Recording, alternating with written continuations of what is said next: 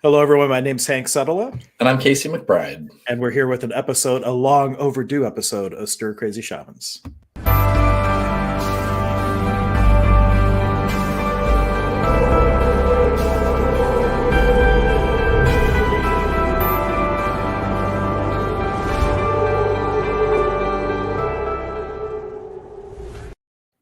Good morning, everyone. I hope everyone is doing well. My name's Hank Suttala. I'm the Sonic Shaman. And of course, you know Casey McBride, and we are just so excited to actually be streaming again after how long since we did an episode of Stir Crazy Shamans? Oh, geez. Well, I know we did one with Willow not that long ago, but before that, it was quite a while. How do I make this public? Oh, here we go. Edit audience. Sorry. Yep. And for those of you who get value out of our streams, one thing that you can do is if you go in and just share the video, that is a great way to kind of pay it forward and just help us reach more people. And if you go over to Stir Crazy Shaman's YouTube, that is by far the best place to comment. I don't have it actually posted in the comments this time like I normally do, but you can head over to YouTube and just search for it. And don't forget to subscribe while you're there. So Casey, what is on your mind today? We haven't actually, besides just not streaming, we haven't talked as much as we normally have been. We've both been so crazy busy. Yeah, we've been going through a lot of things and transformations and all kinds of different things. One thing that's been on my mind is, as funny as it sounds, I'd kind of gotten away from some of my core practices with the Paco work. So like one of the core exercises we do in the Paco Kuna tradition, which is like Peruvian shamanism, is called the Saman Chikui. And well, when you first learn it, it's just you kind of bring light energy in to cleanse out the heaviness in your body, give it to the earth, but it evolves into something that there's, I don't know, something like 30 steps that you go through to like cleanse the different energy centers of the body and all this stuff. And I'd just kind of fallen out of the routine of that and journeying and other things, and was just kind of focused on like physical stuff and not really doing much with my spiritual work other than just the clients that were already scheduled. I was seeing them. And then recently went through some pretty heavy experiences, and my guides showed up and they were like, hey, like, just do the work right now. And so this was this experience that I had gone through in my past, even prior to like a year ago. My go-to would be, if I was experiencing a lot of emotional pain or suffering, would be to like grab a drink or something, grab a drink or whatever, like somehow escape, not really feel it, just kind of push it down and run away from the emotions and the experiences. But, I really felt in that moment, I had the urge to almost actually go and like make myself a drink, because I was feeling really like in a lot of pain emotionally. But then something was like, no, you need to fully feel this and experience it. And then you need to digest these emotions. And so I remember there's a technique for actually like digesting energy within the Paco Kuna tradition as well. So I did all these techniques, the Hucha the Saman Chikui, and to me, it just reminded me how incredibly amazing and transformative these simple ancient techniques are. And, these are techniques that you don't have to train for many years to learn how to do. I mean, you can pick it up, someone can walk you through it in 15 minutes, and then you have the tool of Saman Chikui.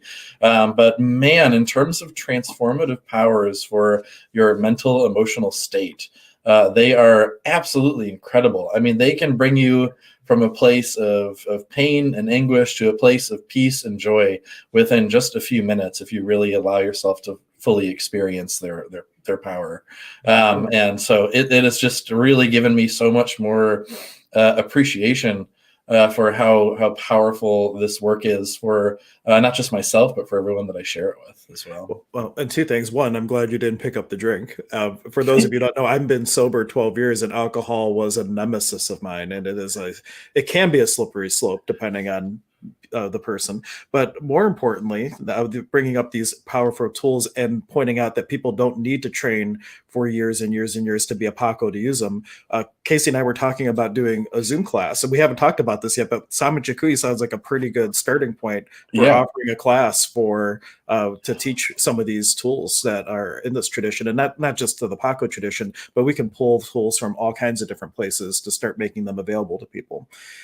Yeah, and that would be so cool to team up and do that. So if you're watching this either like now or on the replay, I want you to just kind of message us and let us know, hey, would you guys be interested in a class taught by both of us on just ancient, powerful healing techniques that you can use to start to transform your own life and your day-to-day experience? Because that's the big thing, you know, like I want to touch on this for a second, and that is that I run into a lot of people that seem to have a lot of misconceptions around what shamanism and shamanic healing are and can be. And I want to say it was toward like the end of the fall, I ran into a couple of different people who, when I mentioned I was doing shamanic work, like the one person said, "Oh yeah, you know, I'm going to see a shaman, and like I'm doing this ayahuasca retreat. It's going to be really powerful. And like I can't wait to go see him. Like you're doing that kind of stuff." And I'm like, "No, man." You know, people tend to have all like either the misconception that like shamans work with only like with plant medicine. I saw a Facebook post around that. It was trying to share a positive message, but it said something along the lines of like you know, like musicians will teach us how to like discover the beauty in sound. Artists will discover beauty in the visual world. Like the shamans will teach us the healing of plants. And so that there is kind of an idea of like the strong association between shamans and plant medicines. But like within the Paco Kuna tradition, they don't really use any plant medicine during any of their work. And also the other thing I wanted to say was that it doesn't have to be this thing where it's, you know, like you go to see the shaman, some giant life transforming event just like one time, and then like, you know, it's kind of like out of your life and you don't think about it. The experiences that happen during a shamanic healing session can be really powerful, but there are also tools from many different traditions that you can bring into your daily experience, because we generate heaviness, we generate uncomfortable emotions as part of our job here on Earth as humans. And so to have tools to learn to process that, move that energy, it's so beneficial to start to work with these things as they arise in our lives and as an occasional experience. Yeah. And for one of the things with the people having misconceptions about shamanism is we lump all native traditions under that word. And they're just like, there's how many brands of Christianity. There's, you know, there's one tribe in Siberia that actually has the word shaman, and it was anthropologists and people being lazy not to call things what they are, that just kind of categoricalized all shamans under this one thing. And then we have all these different points of view. I think I shared with you when I first got through the Shaman Apprenticeship program with Zane, and I made my first business card that said the Sonic Shaman, and I had it in my office where I used to be in Lakewood. Somebody's like, "Shaman, you can't call yourself a shaman. That, you know, that you can't do that." And they were like really animated about me using that word. And well, there are some brands of shamanism that you wouldn't do that, but then there's other ones that you call you what you are. It's in our case, we're really Pacos, which means nature mystic, Right. but it falls underneath this umbrella of shamanism. And incidentally, for our Zoom, Faith is like, yes. Oh, awesome! Very cool. So there's one person that's looking forward to that. And then Mike, this was a little bit of an order comment, but he gave us all kinds of little prayer hands, thumbs up, and hearts. Oh, I love it. Crap, you had just said something, and then I had a thought about it. What did you end on? What was the note you ended on? Oh, just I don't know. that were Pacos. Oh yeah. So I remember, funny story too. When I first decided I was going to do the Paco Kuna Shaman Apprenticeship, I told someone that, a coworker of this chiropractor's office I was working at, and her response was, "Oh, I didn't think white people were allowed to be shamans." And I was like, "Whoa, okay, well, first off, you know, like if you really want to get into that, like there are plenty of fair skin or whatever European descendant shamans. You know, there were shamans all over Europe, Norse shamans, Celtic shamans, all over the world. But if you want to be really specific, like you said, the only actual shamans are those of the Tungus tribe in Siberia, and everything else is just like, you know, it's falling under like that anthropological catch-all term for it. So I don't know where you're getting your ideas about where they do or do not let white people become shamans, but I'm willing to bet wherever you had gotten that misconception from, those people weren't actually shamans. They had some other word for their indigenous healing and nature mysticism practices. I So believe that yeah, in some of the northern traditions, they're very mindful about only teaching it along their lineage. I believe that's where that comes from. Zane talks about it a little bit, but in Peru, one reason they started teaching the gringo, as they call it, was because none of their own children wanted to learn the tradition, and they had this prophecy of the eagle and the condor flying together, and that they would teach their tradition to the children of the north. And there was like an earthquake that occurred that they took as a sign that they could start teaching the tradition, and so it was way more open-minded than to teach it. Plus their kids didn't want to learn it, and now that they see that all the tourists are coming, now they want to learn it again. well, and then also with the like the Inkari traditions, which the Paco Kuna tradition predates the Incan Empire, if I remember correctly, from what Zane says, right? The Kara tradition specifically, Okay. I believe, because they were the ones that they fled up to. Well, they were just in the mountains, and no one knew they were around, and so their traditions were relatively preserved even when the Spanish came in and conquered.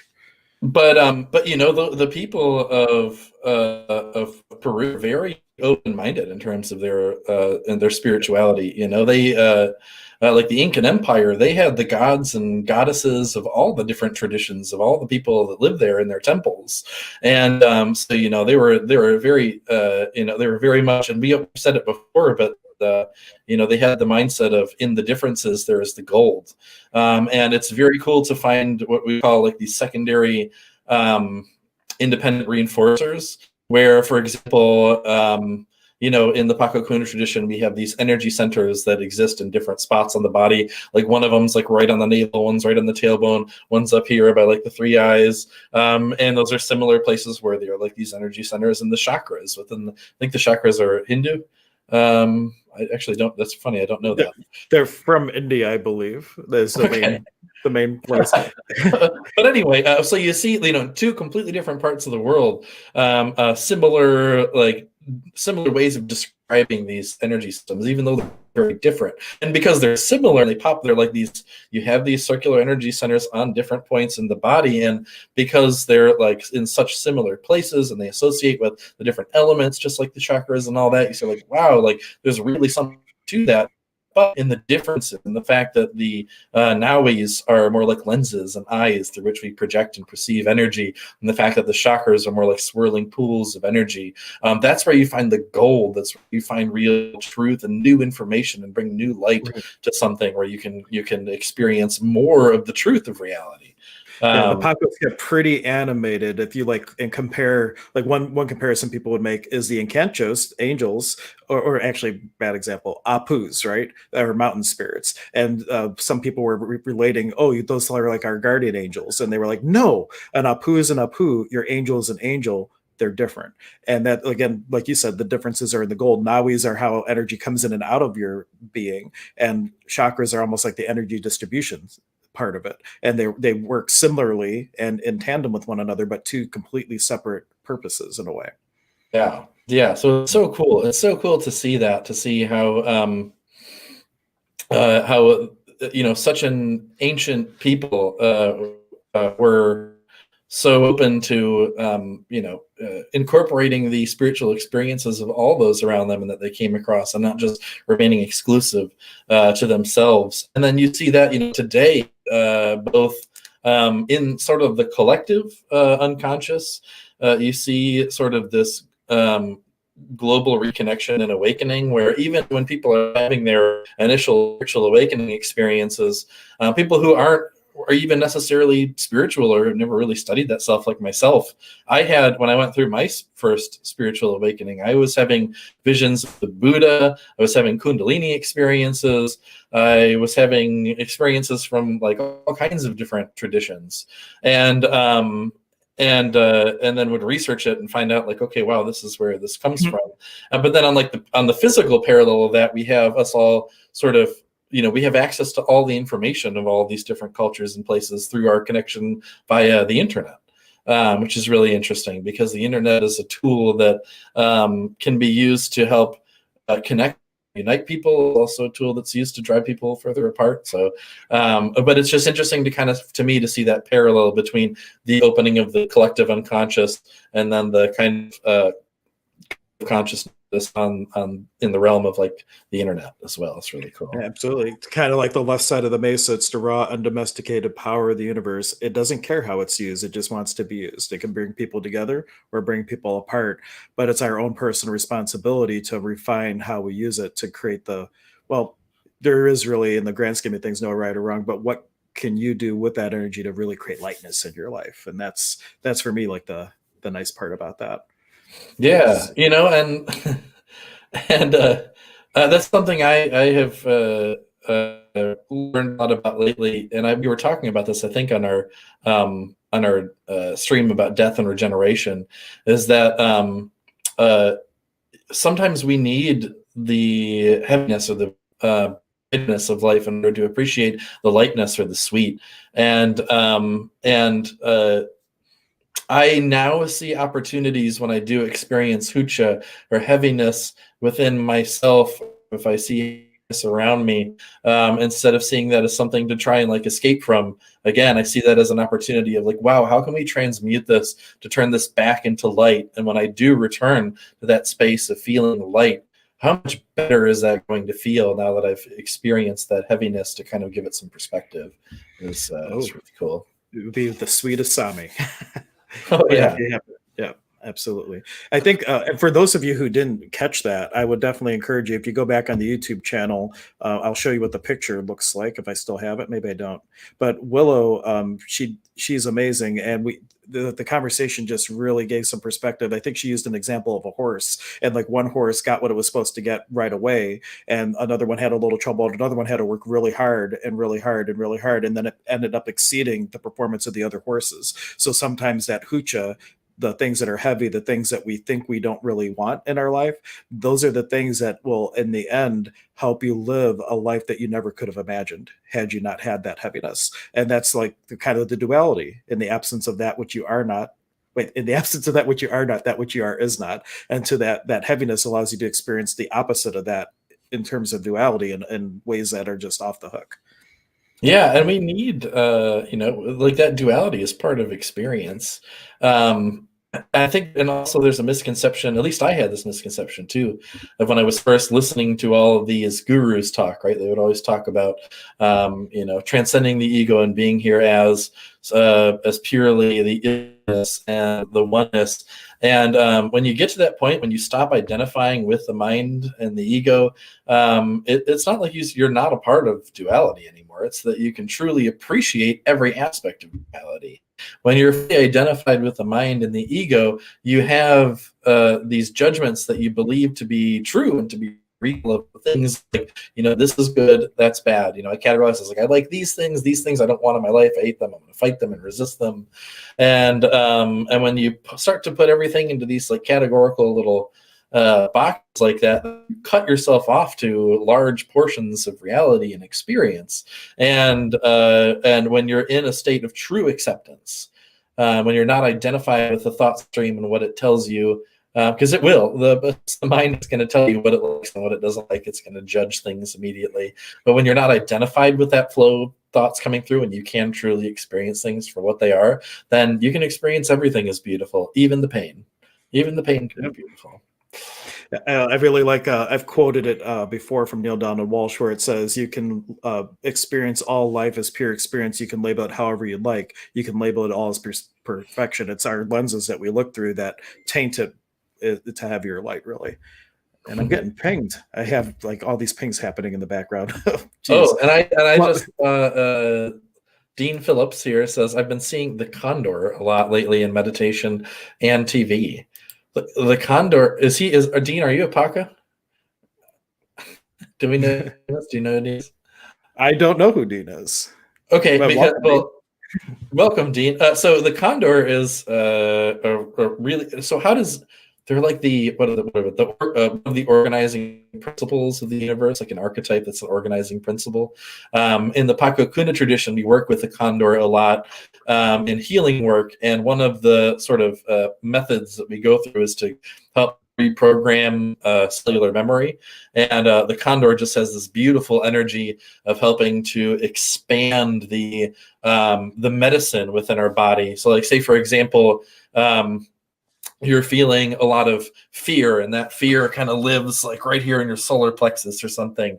Then we would kind of ask, well, what would be the medicine or the antidote to that fear? And maybe it's like laughter, and laughter maybe lives like up here in like your collarbone or something, right? So we go through this process, and what the Condor helps us to do is when it spreads its wings, it helps to expand the medicine of that like laughter and bring it out into the furthest reaches of our energy field until everything is just full of that beautiful lightness, whatever that medicine was. And then we bring the transformed energy of that back. So yeah, the Condor is a really, really powerful spirit ally. And there's a really cool story in the Papakuna tradition about the condor and the hummingbird. It's like a metaphor kind of teaching story. It's the story about how the first Psyche line to divinity was created, which was the flight of the condor and the hummingbird. And they say that you need the strength of the condor to reach the gardens of Wiracocha, but the exuberance and the joy of a hummingbird to enter. So you have to be both diligent and strong, as well as keeping the lightness in your heart. You need both things in order to make the journey and to enter the gate. So Endine says, hi, and yes, I do healing work. So yeah, definitely. I would open up, and if the Condor is showing itself to you, invite the Condor in and ask what medicine it has for you at this time, because the Condor is a powerful, powerful, powerful ally. Definitely invite them in, and that's really whether you are actually a Paco or some form of shaman, or you're just doing basic healing work or whatever. When we allow ourselves to start to become hosts to these powerful allies, and we really invite them into our lives to help us, man, so many more powerful doors and opportunities open up. As human beings, as spiritual beings incarnate in human form, there are certain limits to what we can do energetically before we start to get kind of burned out or just like energetically fried when we're doing healing work. But if you just develop relationships with really powerful spiritual beings, and you have them as allies that you can call on for healing, then you can perform incredibly powerful healings, and you're not even really a part of it. It's just you're asking spirit for help, and then they show up. And that's really what I think a shaman is, speaking of, is a big part of that is that when we ask the spirits for help, they show up and help us. That's really a big part of it. Or I like the analogy of you. It's like you are the conductor of the orchestra of the universe, and all those spirits that are your allies are instruments that can play a song or play a certain medicine for whoever it is that you're working with, and you're directing all the energies of the cosmos. That's kind of, at least I like that analogy. It looks like we have a few other comments too. Let's see. Dean was telling you, thank you. I do energy healing, but my past life, I was a shaman. I say once a shaman, always a shaman. Yeah, seriously. You're a shaman now, bud. Yeah. And Lacey was saying, hi there. I feel a bit stagnant, like I'm waiting for something to inspire me to take action. I'm aware I've lived so much of my life out of survival mode. When all is at peace, I feel stuck in neutral. Any suggestions? Well, one thing is going to be that, so you say you're kind of waiting for something to inspire you to take action. So that's a trap of the ego. The ego wants to keep you where you are and stuck in your current experience, because to the ego, that's safe. It knows that you have lived like this and you didn't die. So the ego, it's very comfortable with you reliving miserable experiences where you're stagnant and stuck in neutral or whatever. So if you're trying to overcome the mind using the mind, that's a very difficult task. And also, like you said, you're waiting for something to inspire you to take action. So my real advice would be stop doing that and just take the action.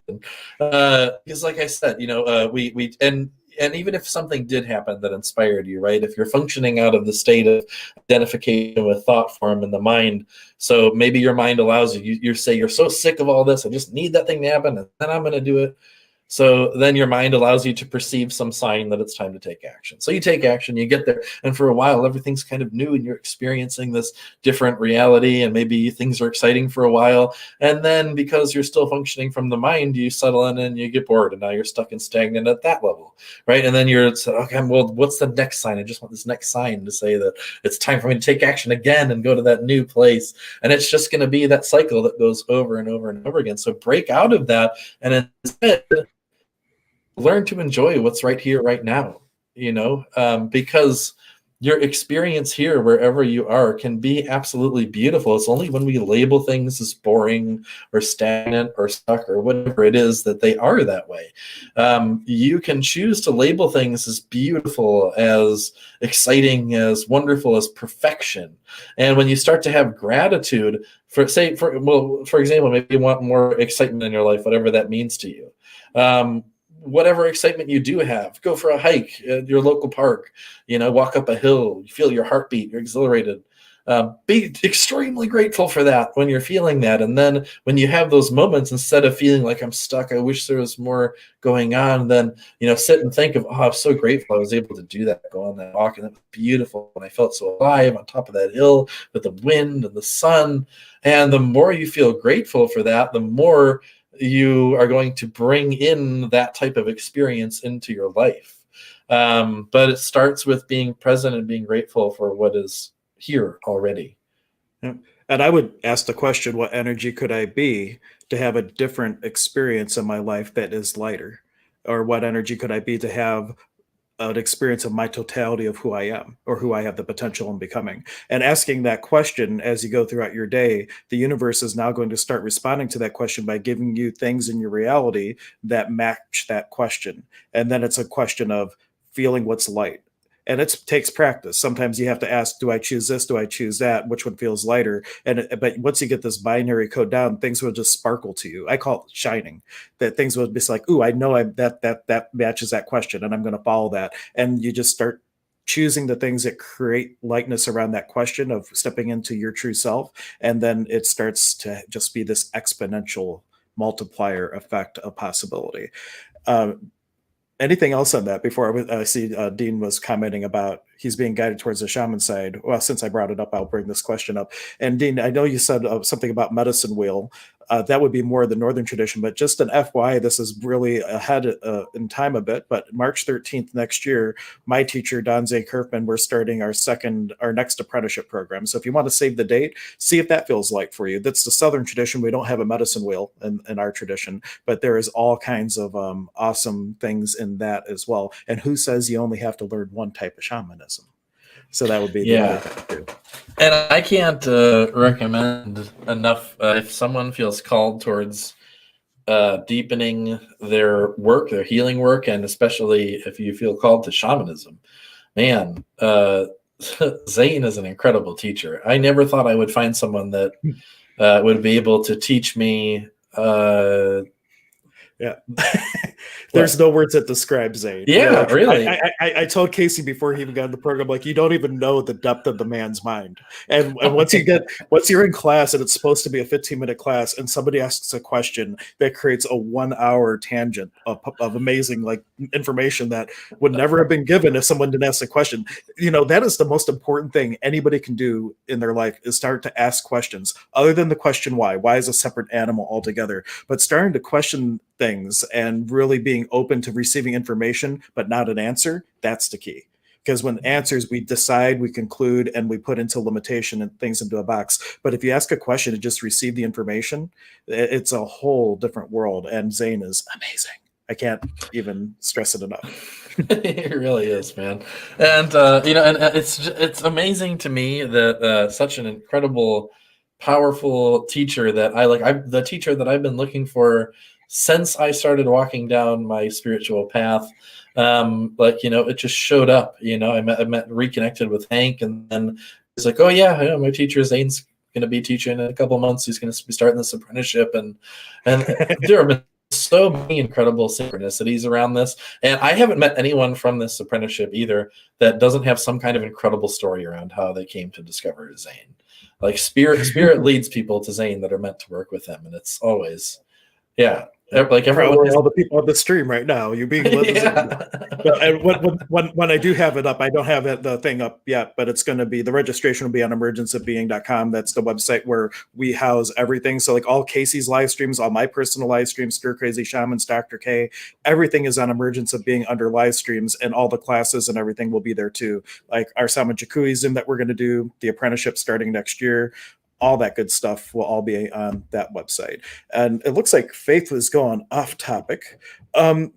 Dean, the class is going to be two things. We had to go virtual this year. The apprenticeship is normally, we do it in 7 weekend things. With COVID, we had a change, and we did a 30, it was supposed to be a 20-week, but it's turning to be a 35 some week apprenticeship. But we made a virtual component combined with in-person initiations. So our thought for next year is we're going to have a virtual component that could be independent, and then we're going to have an in-person retreat. The first one will be in West Virginia. That will be like a week long, where people can come in. It's going to be close enough to the airport where we can have a shuttle and stuff like that. And that would be like the in-person training. We're kind of going to keep that loose though, because of COVID. We don't know for sure how that's going to show up, but we do have a virtual only part, but we're going to augment that with in-person teachings as well. Where can I find Zane? Right now, his website, I'll have to, let me find it and I'll post it. It's the Salkai Munai Ayu, which is the name of his nonprofit dedicated to preserving the original authentic indigenous teachings. So it's hard to remember that or know how to spell it. So I'll find it and I'll post it. But I know Faith had an off-topic question, Casey, if you want to go back to that while I look for this. Oh, sure. Let's see. So Faith was saying off topic, but can you talk about the Karmic Sutra friendliness? It's been sticking out to me in meditation. I'm not sure why. She's talking about transcendental meditation. That's one of the sutras of Pintanjali. Oh, yeah. I don't know anything about that. Yeah. So is there something specific you want to know about that? And of course the original mantra is in Sanskrit. It's not friendliness, it would be in Sanskrit, but that's like the translation. But the idea behind these things is you first get to the place of stillness, and then like a pebble into a pond, each one of the sutras, joy, friendliness, compassion, strength of an elephant, inner light, the distinction between transcendence and intuition. There's a whole list of them.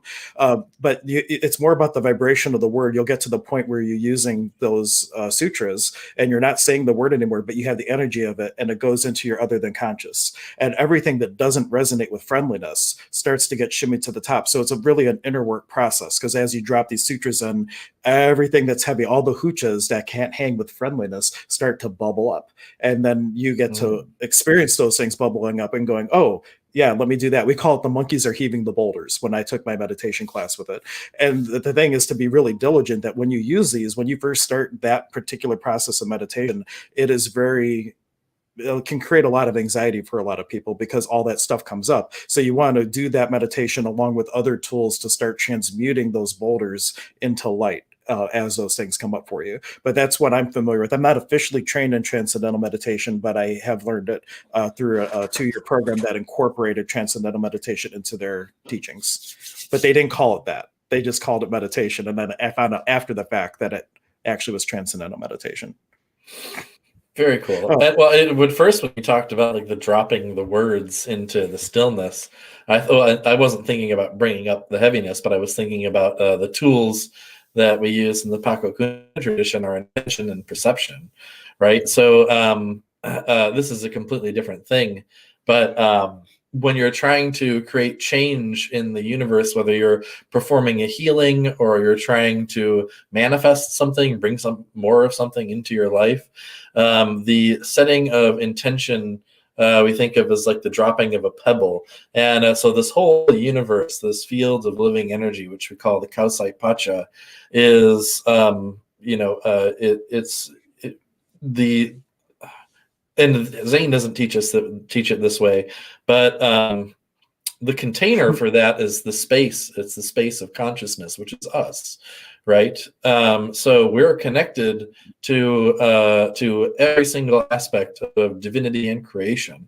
So when we set an intention, when we take something, say we're setting the intention to send a particular kind of energy to break up a blockage, something real simple, right? We set that intention. It's like dropping a pebble into this pond, and just by setting that intention, it sends out waves and ripples throughout all of creation that then bounce off of all of reality, come back to us, and then we perceive the response. And simply by setting that intention and then letting go, we know that that energy is moving, and whatever happens in that moment, whatever we perceive is happening, is the direct result of setting that intention.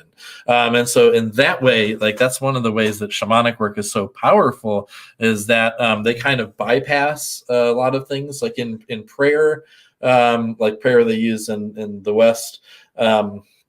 You sit there and you send out your wishes to the divine, and sometimes they're answered and sometimes they're not, and sometimes it works, sometimes it doesn't. And in meditation, you're trying to still the self and just go into a space of kind of more of just being and listening. And sometimes it has great results for people. Most of the time it does, sometimes it doesn't, though. And the Pacos bypass all of that, and they just go directly into like the mechanisms of how you create change and affect the universe. And it's through those two tools of intention and perception: the dropping of the pebble and then the feeling of the reverberation back.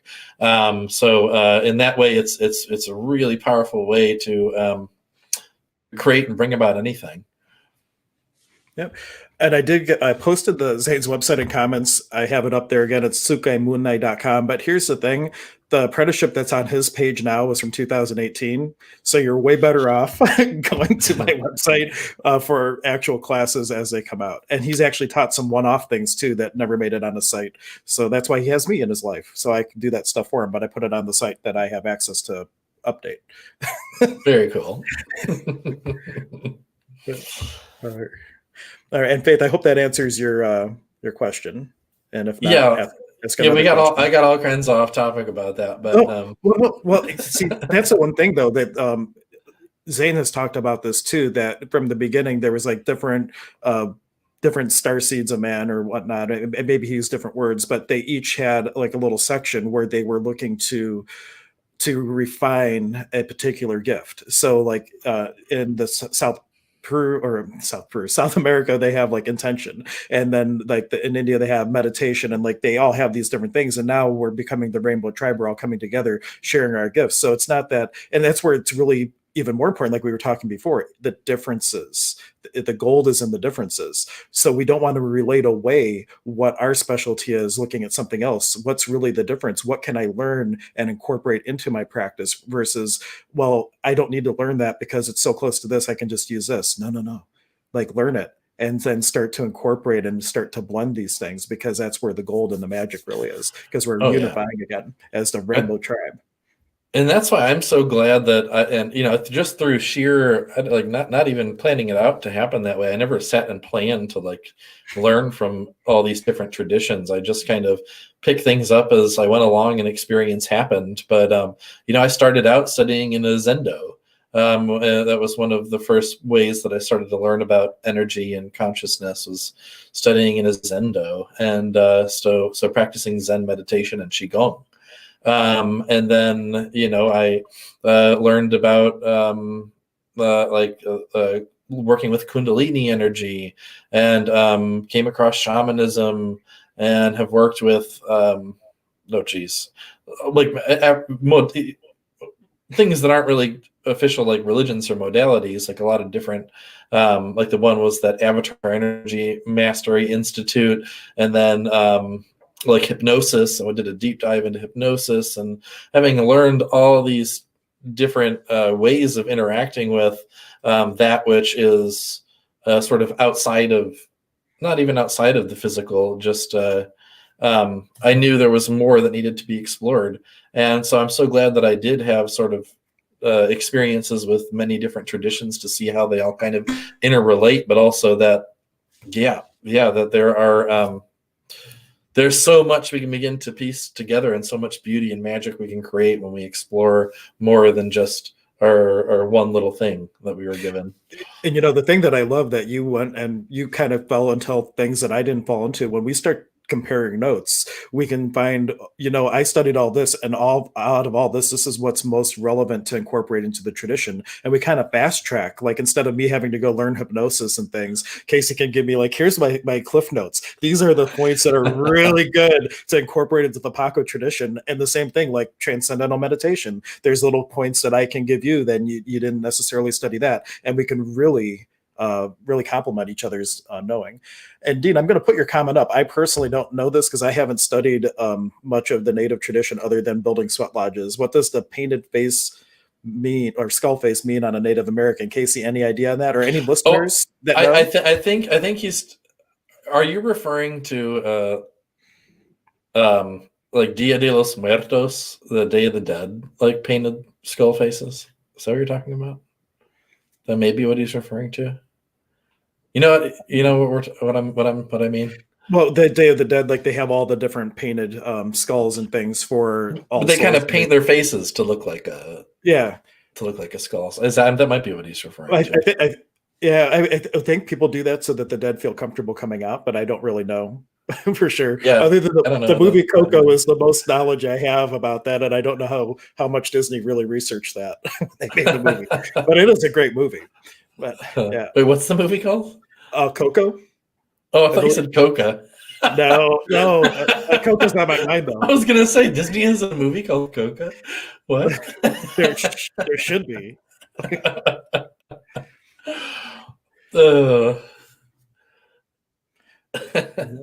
And he was just saying that he saw that in a vision. Whenever if you ever experience something in a vision or like in meditation or something like that you don't understand, that you would like more clarity for, then ask questions. Yep. Bring yourself into a meditative state again and start to ask for clarity. What was that? What did that mean? And again, you're just sending an intention by asking that question. You're sending out waves of energy, and then whatever comes back, you just perceive, right? So you may ask the question, what was that vision of that person with the painted skull face, right? And ask the question, what's the raw knowing that you have around it? Because you might have seen things that make you think of those painted skulls and things like that. But the first thing I think of with someone painted skull is one of the African deities, Papa Bones, which is like kind of like Westcar Inca in our tradition. That is kind of like the gatekeeper to the underworld and things of that nature. So like, is it really one tradition, or are you getting a hit from another tradition? Because I never thought I'd be having anything to do with African traditions, and I'm serving 3 of those African deities on my altar space. So like, you never know, like there might be a whole different, and the reason that came to me that way is because I knew nothing about it. And so spirit came to me from a lineage that I had no clue about. And they said, don't look for a teacher, we'll teach you. And then I had no filters, I had no books, I had no teacher for a very long time, until they finally said, well, now that you got what we've taught you, now you can go and you can learn from this one teacher in New Jersey. So I'm like, okay, but you never know. Like maybe spirit's giving you a whole new world of ways to look at things, and maybe not. Sometimes a cigar is just a cigar. But really look at, am I looking at my experience through any of my past filters? And if so, what is the raw knowing that I have about it? Mm-hmm. Yeah, and oftentimes, you know a lot more than like as we were talking about that, he typed and said, I think it's to do with my past life funeral, right? Like right there, you had more knowing around it than you thought. So explore that. You think it's to do with that. Well, instead of I think it is, change that statement. Well, it's to do with my past life funeral. Okay, so then what am I supposed to be learning about that? What's the message? What's the lesson? And then just explore it deeper. You already have the knowing around it. You were shown, and you're an infinite being that has access to all the knowledge in the universe. So you just kind of have to unpackage. You got a package of energy, that vision. So you kind of have to unbox it, unfold it, and then if you want, or you don't have to, or you receive the information, you needed to receive, and then you let that be. But if you want to go more into the mental side of it, then you just kind of have to sit there and unpack things a little bit. Yeah. Or I like the question, what magic does this vision hold for me? and then let that unpack. I That's a good love one. that. Yeah. And then are there layers to it? Because after you get one little knowing from it or one little piece, like, well, is there more magic here? Or is that it? And there might be layers upon layers of diving into that experience. So just go in it with an open mind and as few filters as possible to get the raw knowing. Raw knowing, that seems to be coming up for me today. The raw knowing, because once we get our raw knowing, then we start piling all this crap on top of it, and that's where the ego's like, oh wait, we don't want them to know this because they're going to start doing all these things, and I don't want them to do because I know what the outcome is. I want them to choose where it's safe, and so it starts throwing all these filters, projections, judgments, conclusions, and all these things on your knowing, and that's why I say get to the raw knowing and what do you truly know and be about it.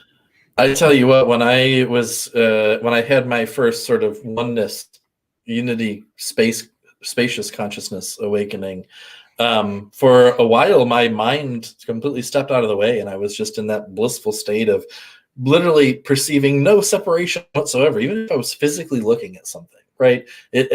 My brain didn't register that as being anything other than the one. It was all the one, and the only things I felt were just like pure bliss and joy and peace. And but then after a while, the mind starts to come back in, and then it would want to label, like it would just come in really quick. Like I would look at something, and I'd have the just pure experience of it, and I'd be like, "Well, that's this," and then it would kind of relax a little bit, but it'd come in and say its thing, and it would label it. And then it got to the point where the mind, and I've heard a teacher talk about this. He calls it mind attacks, right? Where like the mind will let you be in that space of divinity for a while, but then it wants to fight and pull you back and regain control. Because that's its job, is to keep us safe. It doesn't want us to be. The mind actually perceives that as like kind of a death. When there's just pure isness, oneness, like the mind kind of perceives that as, oh, I'm dead. So it's very, like the mind sees it as very dangerous. So it fights for your attention. But then I would get to this point of, I'd be observing the isness itself, and then my mind would come and be like, that's oneness. The oneness there. Oh, look how the oneness feels. Oh, feel that part of the oneness? And so the mind's coming in trying to label and like compartmentalize, and like the isness where there is nothing to label. And so the mind is very good at that, and at trying to do all it can to distract you from the truth. And oftentimes, the truth is something that even if you wanted to put it into words, it's not something you could ever encapsulate in words. You can only kind of point to it. Neil Donald Walsh has that quote that I really like. He says, "Language is the feeble attempt to put words of the isness to the allness." Words to the isness, the allness. Yeah. Yeah, meaning like all those experiences are so far beyond words. Like if you, maybe you can relate, and others can relate, that you're in meditation or you're doing some sort of spiritual ceremony or something, and you have this experience that transcends. And then if you try to tell someone, almost like a dream poofing as you try to describe it to someone, like you lose it. So there's some things that you just have to embrace the experience and not label ever. Otherwise, you have the risk of losing them.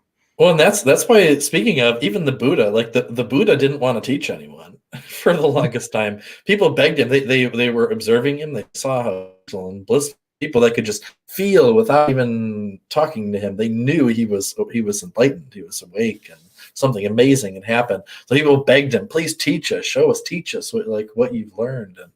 And he would always tell them no. He said, no, it's too subtle. Like he's like, I can never talk about it. He's like, it's too simple, it's too subtle. Like it's like words I'd never be able to share. So he didn't teach for a long time. Then finally, people begged him enough. And the first sermon he gave, people gathered around. They talked him into giving a talk. And he sits there, and there's a flower. He looks over, and there's a flower. So he picks the flower, and he just looks at it. And he just sits there for like an hour, and people are starting to talk. I'm like, what's going on? What is he doing? And then after like an hour of sitting there and people getting really frustrated, finally one of the people in the audience like connected and got it. And then they woke up, and that was his first disciple. I love that story. I've never heard that story. I haven't really studied that particular tradition or whatnot. Yeah. Dean has a question about smudging. How often should be smudged, or how often should you smudge, and when should you smudge? That is really a one-off type of scenario for me. But do you have particular times where you feel the need to do, like anytime before ceremonial work, we typically do a smudge, whether you feel like you need it or not, or after a client that creates a particular heaviness for you because maybe you were working through some of the same things that they were working through, and you need a little thing to help the transmutation. But do you have any tried and true time periods where you like to smudge or be smudged, Casey? I don't know why that sounded funny. Smudge or be smudged? Smudge or be smudged. To be the smudgy or the smudger. Smudge me. I don't know. I don't have any particular like routine around smudging. I do smudging, but more often my energetic hygiene routine, so to speak, is like the Sama Chikui, right? So I'm constantly doing something like Sama Chikui or Hucha Mikui to digest, transform, transmute, move the heaviness in my own fields. And then I use those techniques outwardly to transmute the energy around me in the space around me as well. Really, when I go to smudge, is if I kind of feel like, maybe I performed a healing session where there was just a lot of hucha that came up and was kind of scattered around, and I kind of want to and I just kind of feel it's kind of weighing a little bit heavy. Like I could sit there and cleanse and that energy, but maybe it would be easier to just kind of set the intent and program this little thing of Palo Santo to do that for me. And then it kind of will just blast and cleanse and lighten up the energy there. So sometimes I smudge when I'm being lazy and I don't want to do the work energetically myself, and I just want to program a piece of wood to do it for me or something like that. Yep. Or, but as you're talking, makes me think, oh, sorry. Oh, I was going to say, as far as how often you should, when it feels light, when you think of it, if you're sitting there, if it feels heavy and you think that, it would feel lighter if I smudged right now, then smudge, even if that's every day or once a year. I was going to offer, if sometimes with clients, it's more important too, because a shaman is a showman in some respects. And if the more senses you engage from somebody, if they smell incense burning or they get a pakui of Florida water, that is, it's getting more of them engaged on different levels. And sometimes it helps the logical mind get out of the way, because it's like, why did that shaman just spit on me? And then the magic happens and it gets in and like clears it out. So sometimes I think it may be important for the other person to engage more of the senses and just get them in a state to receive more or to let go of, or something of that nature. For sure. And also it's something physical to focus on, right? Because we can clear out and digest and transmute energy back into light without blinking an eye. We can just sit here and do it without moving a muscle. But when you get someone engaged and you have a physical thing burning with fire and smoke, like that's a really powerful way to engage someone else's attention and imagination. And it's our intention and imagination that controls the energetic environment around us. So it can be really powerful as a tool to help to get someone to focus. Yeah, or because it's also a physical representation of your intention to just play off of your point. And then for houses, like Faith brings up, she smudges when she cleans house as part of her cleaning routine. I oftentimes am going on a call tomorrow to do a house clearing, and when I go to do that, I burn Kinnikinnick or Palo Santo. I spray Florida water. I rattle and bell in their different rooms and everything. Sometimes, depending on the person's belief system, use holy water and different things like that. So certainly, and especially in a case like that where there's a house clearing in need or entity removal or something like that, sometimes those physical things are even more needed, because they really need to have an experience in order to let go and shift and change. Yeah, absolutely. And but I also want to point out that an interesting thing about smudging that we don't realize is that they shift and change our internal state. Apart from just clearing out heaviness and removing heavy energies, they also are, like, everything is psychoactive in a way, right? Every piece of food you put in your mouth changes your physiology and your mental state. So when you're burning something like sage or Palo Santo, I like to pay attention to how I feel in response to that. Like, I actually did just burn a Palo Santo cone last night, and man, my whole body was just buzzing and tingling, and I felt like a certain, like a very interesting, uplifted emotional state in response to that. What medicine does that smudge have for you and your body and your energy field as well, apart from just cleaning an energetic environment? Or for that matter too, you could have, like, I have my one container that has a long handle, put a piece of charcoal on, you have the incense going, and as you go over the person, you can actually see the smoke start to react differently along the energy centers. So it's also just an additional way for you to be perceptive of where there might be an imbalance or where there might be something going on in the physical body if you're paying attention to how the smoke reacts as you move throughout the system and whatnot. So Yeah, and Dean says he gets the buzzing as well. Yeah, and also held within those plants, or when you're doing a smudging, you're calling in a powerful spirit to come work with you, and so the amount of sami or light and life-giving energy that is in the environment is greatly increased. So that can feel really buzzy and tingly. But you can get those buzzy, tingly sensations just bringing light into your body as well. Awesome. Any other comments? We're coming up on our traditional hour mark, but there's nothing that says we have to keep to an hour. We certainly could not, but I like uploading it to Instagram, which is why I usually keep them under an hour. But if there's questions, comments, we're happy to continue having our conversation and things. And also just a reminder, both Casey and I see clients virtually and in person out of the Cleveland area. emergenceofbeing.com. You can find profiles for both of us and book right on that website. So you can definitely take advantage of us. We're not just here for streaming. We actually work with people too. Yes. And like you said, we do in person, but obviously nowadays, a lot of people aren't comfortable, being in close proximity with other people. Like COVID is still a big thing for other people in the world and everyone in the world, I guess I should say. But so we offer the virtual sessions, and I wanted to say that virtual healing can be just as powerful, if not sometimes more powerful than the in-person healing. People, I can't remember who I was talking to, someone I wouldn't expect to say this, but they were saying how well, I feel like virtual healing is so much less powerful because if you're standing with a hose and you're trying to spray someone from right in the same room, it's going to hit them. But if you're really far away, you're going to have trouble hitting them with that hose. I'm it doesn't work that way. At least for me, I kind of have this halfway thing of where I am there with them in spirit, and also I don't perceive any actual distance. But for me, not having the physical body there to work on almost removes the distraction of the physical so that I can purely interact with the energy matrix that organizes and creates every aspect of our physical. So sometimes when people work with me, the healing, as far as even removing chronic physical pain, can be more quick and instantaneous when we do the virtual healings as opposed to in person. Doesn't necessarily mean it's always that way. I just wanted to say that yep. Yeah, absolutely. Don't hesitate to get a virtual session because even sound healing in person.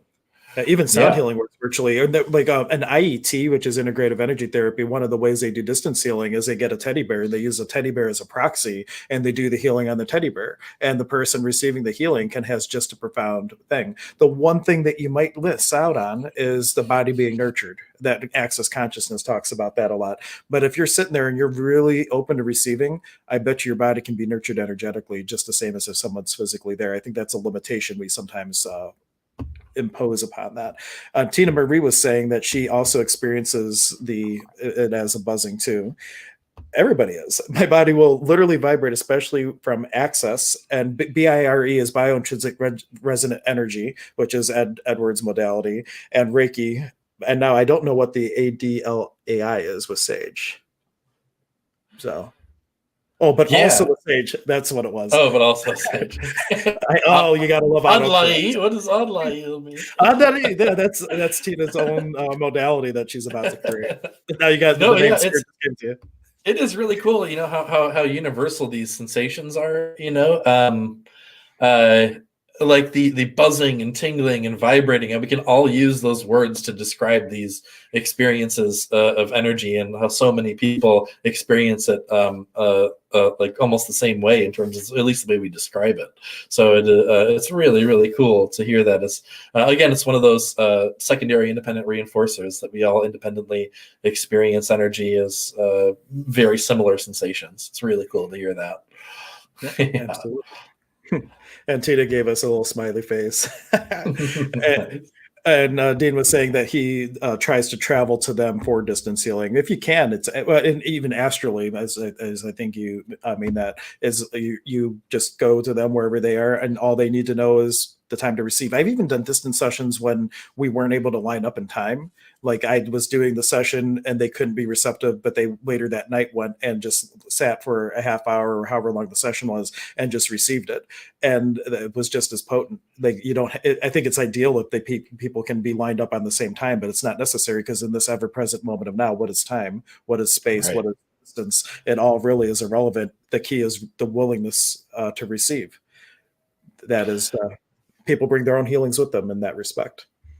Yeah, and the deeper you go into this kind of work, the more you realize that things like time and physical distance, like in one sense they're true, but in another sense they don't really exist, and so you can transcend and bend all of that.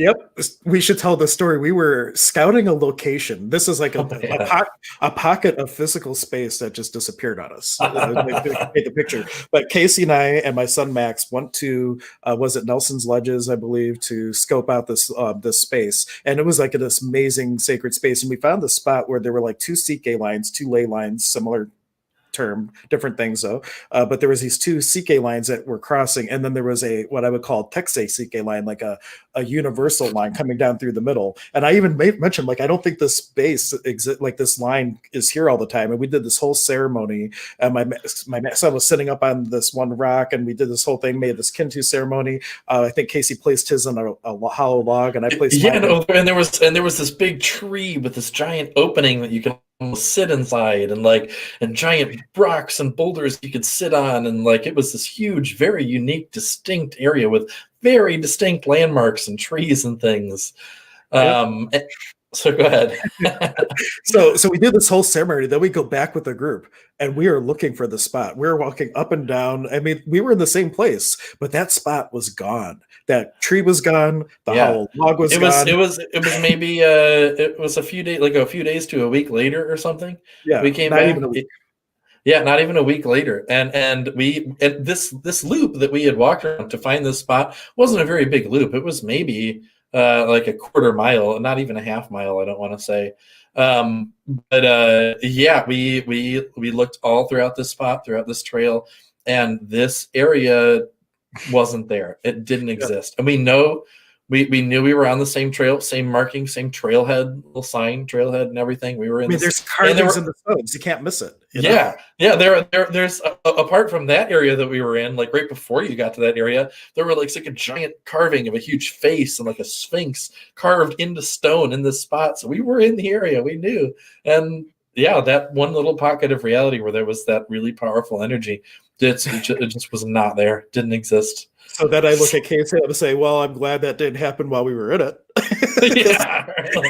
Like we might have emerged and it's like 50 years later and there's the whole world like Rumpelstiltskin situation going on.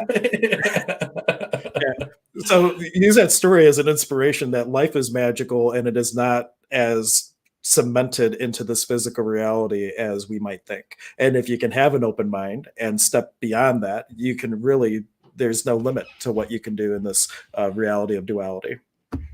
Yeah, I tell you, the more I have allowed myself to experience the magic of, like the fact that time isn't this straight forward and back thing that we think it is, like the more I've experienced that you can kind of bend and play with time and timelines and reality. And I've had so many incredible magical experiences just over the past year, like things that, like I really should just write a book with a lot of these experiences that I've had, because they sound like they're out of some kind of fantasy movie or novel or something, but they're all real life experiences. So when you open up to the possibility of experiencing that kind of magic, wow, does reality get really fun and really cool really quickly. Awesome. Cool. Oh, another comment. Dean Phillips was saying, I feel we feel we eventually we won't have to eat. We receive energy. It's just routine to eat. There's a reference to that in the Bible, even where Christ was saying, "I have food you know not of," to be like an energetarian, not even breatharian, where you can just live off the prana of the ethers around you. That is definitely something they talk about in the esoteric works like Alice Bailey, esoteric metaphysics and things of that nature. They speak to that too. But it's like yeah, in this incarnation, I'm going to continue eating forever because I love food a lot. Food is great, man. It's but that brings up an interesting little thing though, is that like sometimes we can get real serious about our practices, or whether or not it's spiritual. Like even people who get into a health routine, right? It's like, oh, I'm putting this into my body because it's fuel and I want to be the best possible machine. And yes, you should take care of your body and your physical vessel and clean up your energetic environment, do all this stuff. But also, we're here to experience the pleasures that are here on Earth. And as long as you're not hurting anyone or any other beings while doing it, enjoy the pleasures, man. Enjoy the pleasures of life, and because that's a part of our experience. Don't go overboard and don't make life all about that, but also allow yourself to fully indulge sometimes and just experience the beauty of the physical pleasures of this world, because we're here in the physical world. We're not always going to be. One day we're going to move on from the physical and you're going to be a free, energetic, spiritual being. But while you're here on this planet, enjoy it. Absolutely. And we're just bringing up our link for our healing stream because I just actually put it in the calendar while we were talking. So I just want to make sure it works. And then always multitasking. I am multitasking.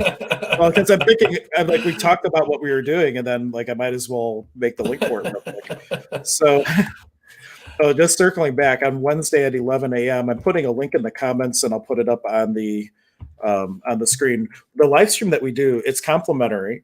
But what we do is when we open up the space at the beginning, we do it traditionally calling in Mother Earth, the waters and everything. And when we do Quichi, we use that which is the rainbow, we use that as an opportunity to call in the Hatan Uma, the higher minds of all the people that we are going to be working with. So if you go on our website and you register for the event, we will actually be able to call you in by name. If you don't, it doesn't mean you can't receive, of course. We like to personalize the experience of people who register in advance. And it says an error occurred when I posted the link on some of these, so I will put it in a banner instead. I don't know why it did that. Yeah, and they're really amazing. People experience really powerful healings during those group healing sessions. So if you're open to receiving it, bring whatever it is that's been bothering you, whether you have something you need healing for physically, mentally, emotionally. Show up and be willing to receive and watch what can shift in just a short period of time. And it is very much a lot of fun too. Or if you just go to emergenceofbeing.com, it's under experiences, monthly events, and then healing live stream. But that's the direct link. emergenceofbeing.com/healing-live-stream. And I say it out loud like that because I do upload these to iTunes afterwards. So if someone's only listening, they can't see the banner. So I want to make sure. Oh, well, that's good to know. I forgot we were on iTunes. Hi, iTunes people. What's going on? yeah well over 1,000 downloads now, so people are actually listeing to these. That's cool. No, but I know my kids are in virtual school and they are going to be having lunch soon, so I am going to we should wrap so I can go make them something to eat because they'll be hungry. All right, I'm actually pretty hungry myself, so we're gonna hop off here. Everyone, thank you for being present, for showing up, and for being open to receiving whatever it is you receive from this live stream, and be open to receiving from all the aspects of your life. So everyone, a Nike from me. A Nike. Wilka Nuna Wakuchai Penny Chai. Thank you, sacred soul brothers and sisters. Have a good night, everyone, or a good day, I should say.